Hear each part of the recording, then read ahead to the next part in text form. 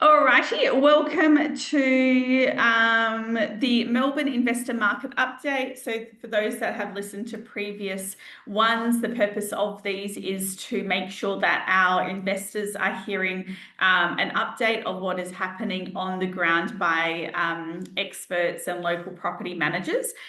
We quite often hear a lot happening in the media, and I find that what the media reports is on a general nature, and it's not actually really talking about the benefits or the disadvantages to actual investors if they have a rental property. So a few things we cover are how many people are coming through home opens, what lease renewals are looking like, what vacancy period is looking like, and where we're finding buyers agents purchasing as well.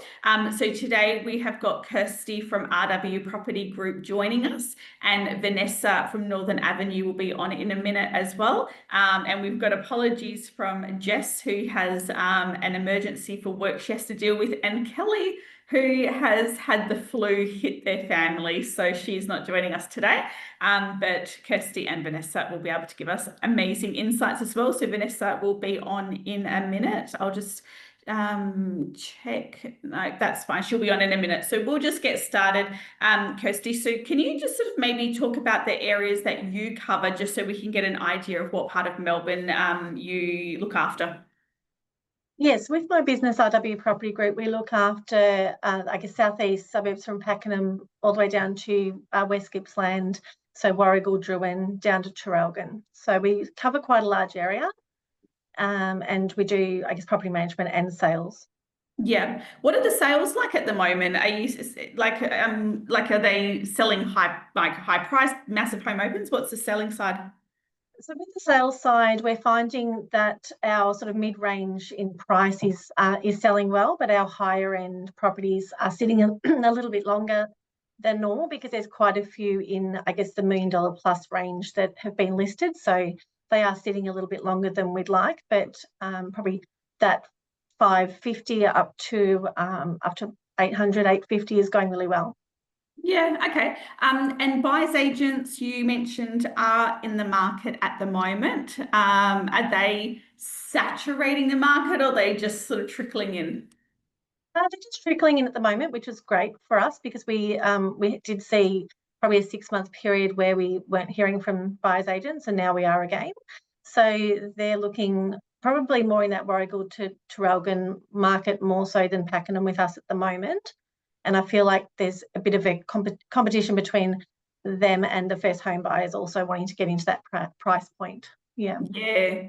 Do you have the same issue as we do in Perth, where are sellers, are they favouring, thank you, are the sellers favouring first home buyers, or are they just like money driven? I think they're just wanting the best price for their properties. I Yeah. don't think they're sort of choosing the first home buyers, but it's definitely interesting to see the first home buyers back in the market, almost competing in that investor space, for those properties. Yeah, because what we found here is I'm just going to quickly rename, because it's not Jess that's joining us, it's Vanessa, so I can actually change her name so not to confuse This meeting people. is being recorded. There you go. Yay! Amazing. We were just talking sort of Vanessa, just about sort of the buyers agents and sort of where they're looking at the moment. But yeah, we're finding that in WA with the first home buyers that sellers are getting a little bit nervous with the 5% deposit and potentially not getting finance. So what's happening is that they are still prioritizing price, I guess.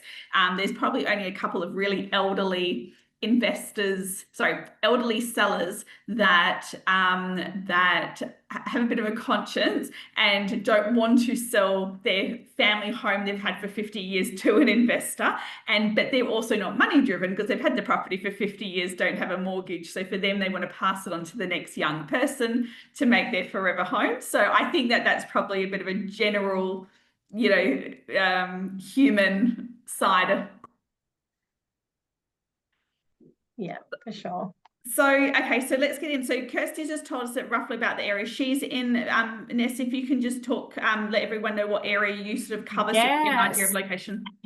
Well, I'm metro wide, and then we do some parts of regional. So we have a portfolio down in the Gippsland as well, but also majority Melbourne Metro. And the reason why we do all of Melbourne Metro is we service a lot of the growth corridors. So I guess on the outer skirts, because we still have a lot of space in Melbourne. As Sydney people, a lot of east, people from Sydney are like, oh my God, there's still so much land in Melbourne. So yeah, we do a lot of the outer skirts, but then also we have property in the inner ring as well. But yeah, we're Melbourne as a whole. So yeah, we get to see a lot.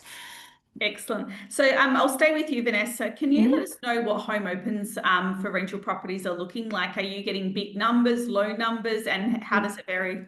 No, I'd say it's pretty steady at the moment. I wouldn't say we're getting a huge amount. I mean, in the growth pockets that we work in the greenfield estates where a lot of them are, there's always a bit of supply out there. So we might get, if we price it right, we might get 1 to 2 people through our inspections, which is pretty standard for those areas because there is a lot of supply out there.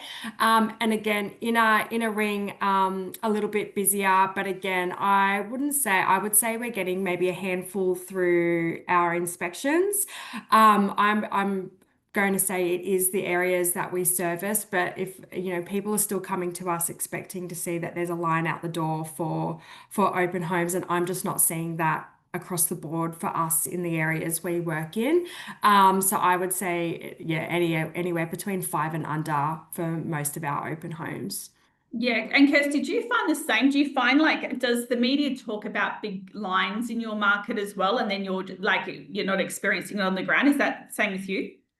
It is. So in, I guess, that southeast area, so like the Pakenham market, definitely a little bit slower than our Warragul Druin market, which is achieving big numbers to opens. But yeah, it's difficult when the media does talk about these really high numbers, and it's difficult for investors to then, I guess, see the correction in the market. Yeah. Yeah. And Kirsty, staying with you, does that mean that when you do lease renewals, you're finding that you're relative, like somewhat conservative, or are we seeing decent numbers when it comes to renewals? With family size homes, we're seeing decent numbers in renewals, but with our units, because there's a bit of an oversupply of units in the area at the moment, we're not seeing as much of an increase in rent. But yeah, for that 3-4 bedroom family home on a decent sized block in a popular estate, we're seeing good increases. Yeah. Yeah, interesting. So we sort of have a bit of the opposite, where we've got probably maybe a lack of units and all of that. So we find our units getting massive prices and huge demand, and they're the ones getting the big lines out the door, where the family homes not so much. So it's quite interesting. But yeah, you guys would have more units and all of that than what we do here. Are you finding, let's go over to Vanessa, are you finding that, like we, for example, get a lot of break leases where tenants are breaking their lease early? Are you finding that people vacating, are they vacating to buy their own home, to move to another property, to travel? Like, is there any consistency with that? Well, for me, no. I guess in the outer suburbs, a lot of them tend to stay unless they do like purchase their own home nearby.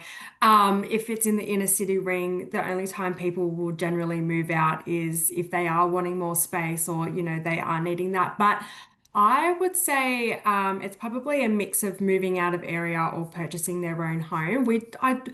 Not many people break their leases. Well, not in our portfolio anyway. I haven't noted many leases being broken other than, people just moving out at the end of their lease term, which is not a break lease anyway. So, yeah, it would either just be more space or they are purchasing. So, but yeah, similar to, I guess, Kirsty, because we deal with a lot of houses, we tend to get people to stay longer. Most people don't want to move all the time when they've got kids and dogs and 4 bedrooms worth of furniture. I do find they do tend to stay a little bit longer, which is a good thing. So yeah, it's a mix of both, either Um, purchasing or wanting more space. yeah, okay. And Kirsty was talking just before about how she's noticing that the buyer's agents sort of are coming back in the market. Are you finding that as well? Yeah, we have the buyers. Yeah, Melbourne is flooded with buyers agents at the moment. I guess they work.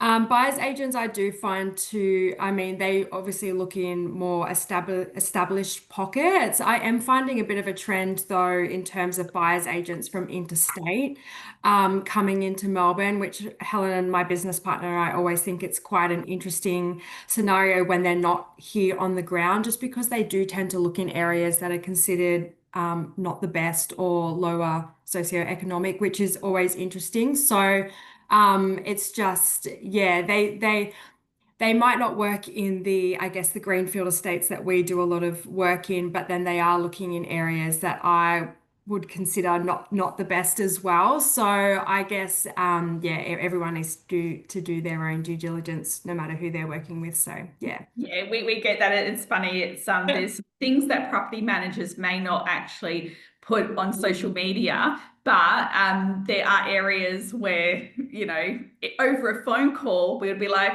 got to be careful of this, I've got to be careful of that. And that's why you know, buyers agents and investors, and I mean, dare I say, even if you're using a buyer's agent, still do your due diligence and make phone calls and have relationships with property managers just in case, just for double checking. And I think as well, like whenever I've spoken to buyer's agents, it's very much about saying to them, or this is how I say it to them, I have a personal opinion and I have a professional opinion on Yeah, that absolutely. suburb. My personal opinion, I wouldn't live there. But my professional opinion, in comparison to my other investors who have bought there, they've done really well. And professionally, where, you know, we are or we aren't getting, you know, tenancy issues or, you know, rental issues. So I think separating that, because what we find even on those bigger social media groups, on the Facebook groups, is that when people mention a suburb and everyone jumps in and goes, that's a shithole, that's this, that's that. It's like, well, okay, that's a personal opinion, but who are you to say, you know, have a professional opinion on it? Really, property managers are the best people to have professional opinions on areas, because they know who's not paying their rent, who's not looking after their property, and who's being a nuisance to their neighbours. I mean, there is no one else in the world that knows that information except for a property manager who That's it. manages it. That's where the value is. Yeah, I think so. And also just having the conversation of, you know, sometimes in those areas, people tap out in terms of affordability. So yes, there might be some growth for a period of time because, you know, it, I mean, it wasn't there to begin with, and then it's, you know, had a little bit of a boom. But what we find is when you're dealing with, you know, certain demographics, they tap out in terms of affordability. So I feel like there's a bit of a ceiling almost in terms of, you know, the rent returns that might be in the area. I don't know too much in terms of the resale. You would have to look into it, but I would assume if the people that are renting there tap out affordability wise in rents, I would assume that the owner occupiers in the area would be somewhat similar to a certain extent. So I think it's just, you know, some food for thought. I think when sometimes people are looking in certain areas, and it's just something that I would think about because I see a lot of investors flocking into certain pockets of Melbourne, and they're all there. Yeah, yeah. So you know they're all looking in the one spot. So, but yeah, you know they're just conversations that we have with buyers agents and with investors when we're dealing with them directly. So. Yeah. Over to you, Kirsty. We've had a question come through and it says, what are the new rental refund for the rent? Sorry, start again. What are the new rental reforms coming in and how are they going to affect tenants and landlords? I think the main ones are our, I guess, changes to the notice to vacate and rent increase. So they have been a 60-day notice, they're now a 90-day notice. So I think it's just Sorry, I is guess that 90 days for notice to increase the rent? yes, and also notice to vacate Yeah. to the tenants.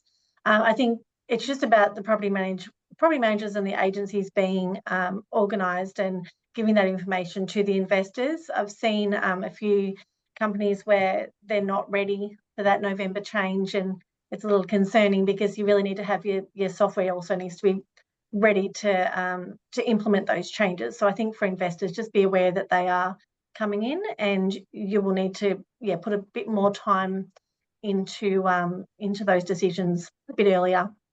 Yeah, I mean, 90 90 days to increase rent, I mean, if it was 60 days before, I mean, it's not the end of the world, I don't think. I think it's, you know, that's reasonable still. Probably any more than that would be, you know, taking the piss, but 3 months is okay.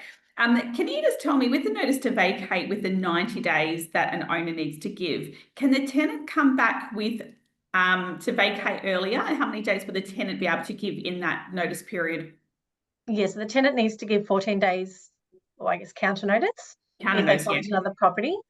And I guess it's probably good in a way to have 90 days if the owner, I guess, owner to occupy or something like that, when they've got the time frame and they know that's what's expected of the, I guess, of the investor, because it gives the tenant more time to find a property and less issues, I think, in the long run, because they do have that extra month. But I guess property sold is still going to be a 60-day notice, but the others, yeah, I think it's it'll be just a change that people have to get used to, is more than anything, if they're just doing a 60-day. Yeah. And then over to Vanessa, we had, well, I hear that you guys had sort of a big change in compliance. I think what must have been last year, maybe, or I can't remember. The compliance is, we've got the new minimum standards coming in. There's not a huge lot that is changing. Obviously, the blind cords are a big one now. There's further ones that need to come down the track, but we've got another 2 years before they come in, like air conditioning and things like that within the main living areas. I mean, in terms of compliance and what's coming into effect in November, the big one for us to note is that we've got the rental minimum standards. They're not really changing. They're pretty much staying as is. But how we used to be able to operate was we could advertise a property for lease, and we just had to make sure it met the minimum standards before they moved in, which was great because, you know, especially for investors, when you're buying a property, especially if you're buying a property that required a little bit of work, we were still able to market it and get, you know, as long as we had that time period in between to get it done. That's changing now, so we won't actually be able to advertise the property at all if it does not meet those minimum standards. That will all have to be done prior. So that's probably the biggest thing for us, is that, we can't even advertise it now. And I guess the other one as well, you know, even with when we're setting rents now, you know, even if you did set a rent and it was lower and you did get a big number, we can't accept any rents higher than what the advertised price is. So that's something to take into consideration as well. But yeah, I think the biggest one is just we can't advertise them now without them meeting the minimum standard. Do you think that that's is that a reasonable, you know? I mean, I guess the rental bidding was always, we always weren't able to do it, but you know, if somebody put in a higher offer because they really liked the property, and they were willing to pay without soliciting it, we could accept that, but we can't even accept that now. So I mean, I guess it more limits renters, you know, if they're working in an area, you know, I guess, I mean, it evens it out for some people, but you know, some people I've offered higher rent in properties to secure something that I really liked. So, you know, but it is what it is. It's just, we just have to get used to it and move on. So I always use that as, you know, other states as an example for WA, because we're pretty light with our legislation here, I feel. And I always say to owners, like, don't, like, because there are some clients, well, actually, we don't really have those clients, but there are some investors out there that really do try to, you know, to go through the loopholes to, you know, for their benefit. And I always say, you know, it's people like you that are actually going to make these laws come into place. Like, we need to just be ethical, you know, with our, you know, how we deal with things. Like, for example, you can't increase rent more frequently than 12 months. So for me, I think it'd be unethical for an investor to specifically only do a 6-month lease so they kick the tenant out. absolutely. And do another 6 months at the new rent. That, to me, that's unethical. Absolutely. And I would say to them, if you're going to do that, that's when we're going to start getting these other legislations come in down the road because of people like you. So let's just do it, you know, let's just do the right thing for everyone and try and keep our good legislation for as long as we can. So It's People interesting. are sneaky.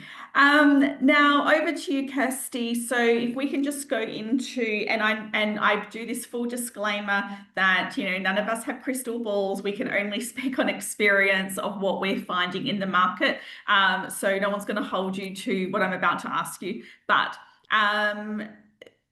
buyers agents that are currently looking in the market, are you finding, like, what sort of budget are you finding them working with, and what rent return would that property get? So i.e. you're finding that their ideal property is a property that's like 800,000 with a rent return of this. Like, if Kirsty, if you can just sort of tell us what you find, that they tend to all look for this something quite similar. That's why They do. generalize. Yes. So what is that?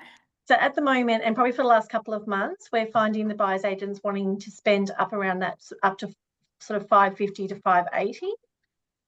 Sorry, 550 to 580,000. And for the rent return on those properties, they're probably getting, I guess around the sort of 540 to 560 in rent.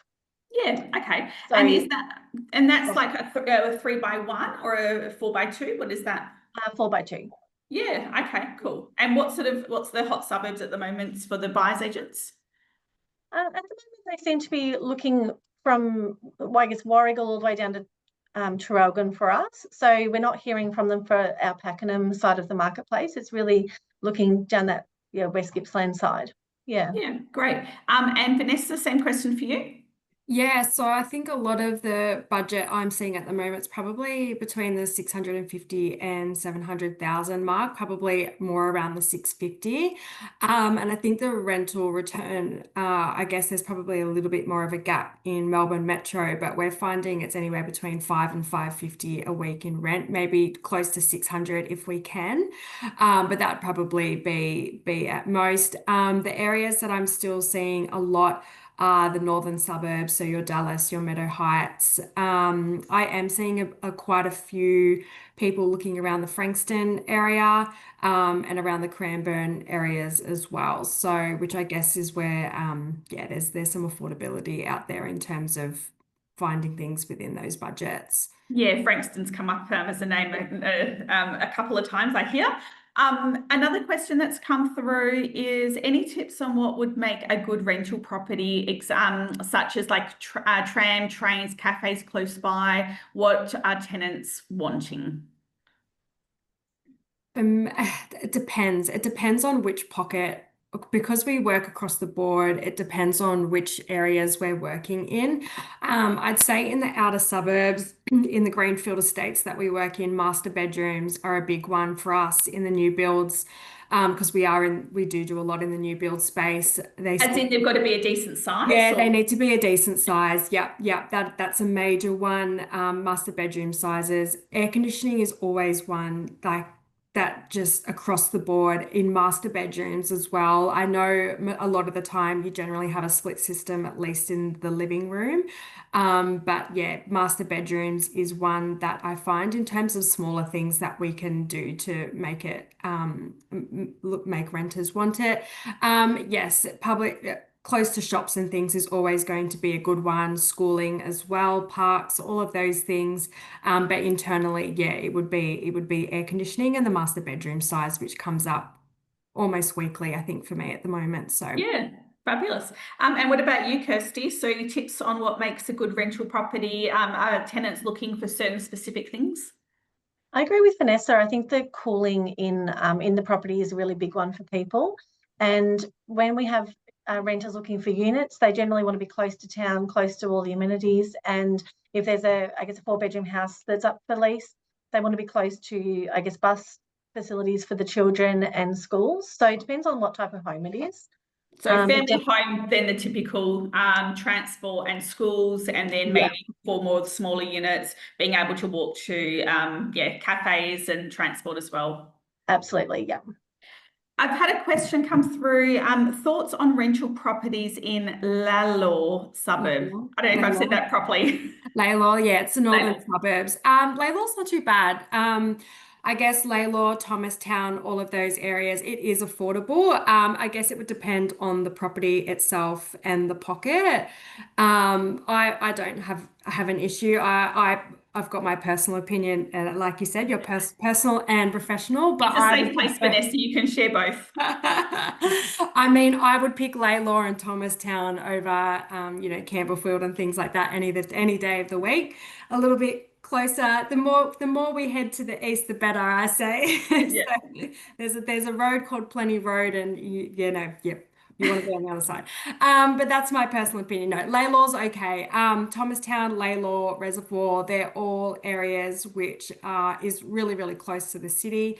The homes are generally pretty solid, old, 60s brick homes and things. Demographic, they're families. So when you are looking in those areas, you obviously want things that are going to suit a family demographic. And I think that comes up a lot when we're dealing with investors as well, is, understanding the demographic and the type of renter you're going to have before buying there, especially in those out of northern suburbs. You're generally going to get a family as opposed to, a corporate couple or something like that, and just really understanding that. But no, Laylaw's fine in my opinion, depending Okay, on great. the property and the Yeah. spot. Yeah, excellent. Kirsty, what's your thoughts on Point Cook? Oh, Point Cook's not near my area at Oh, all, so I don't have any knowledge on that Point one. Cook. Sorry, Vanessa might. Oh, what about you, Vanessa, then? Point Cook. Point again, it would depend on the pocket. I mean, there is a bit of supply out there. So just definitely understanding that when you're going in, I would be looking at how many properties are available for lease in Point Cook at the moment, which is a big thing. And I can assure you there's more than likely quite a lot. In terms of long-term growth, I mean, I'll leave everyone to do their own due diligence, but I would assume it's there, but in the short term, there is generally a bit of supply out there, so just something to take into consideration. Yeah, I think that's a big thing I always get my clients, and a couple of my clients are on here today, is to have a look at the stock levels. So the stock level for us in WA is, if there's under 10 properties available for rent in that suburb, it'll probably be okay. But as soon as we start getting to 20, 30, 50, 60 properties available for rent, which we find in sometimes more of the newer estates, it's really hard because the properties all look the same. They're all 4x2s built the same way. Yeah. And I say to clients, the only way to differentiate your property is by price when they all look the same. So you do have that issue. It's definitely something like, it's a long-term plan, not a short-term plan. And having areas where you buy where there's opportunity. So opportunity to renovate, opportunity to extend, opportunity to do something to it will always make the property stand out. And if we follow, state by state what's happening, I had a great chat in our Adelaide investor market update. And what was great to hear from Sky in Adelaide was that the properties that are performing really well from an investor point of view are the ones that are unique, because the ones that have got that extra bedroom, they've got something quirky about it, something different. She was talking a lot about blended families needing those larger homes, bigger families having their kids stay at home longer. And I thought that was quite interesting, and something I guess we can all keep in mind, that as our market keeps on changing, we might get to the point like Adelaide where it's the unique ones where you're going to be able to get that extra dollar from, and your property will stand out in the market. So it's good. That's why it's good to follow state by state, because you can get a little bit of an idea of where the cycle is and what you're about to experience. Over to you, Kirsty. A question on house or unit in the inner city areas. What would be your opinion on that? I would probably say, I guess, depends on the price point. I think you'd probably get a good return on, I guess, both style properties, depending on the budget and what you're trying to achieve from it.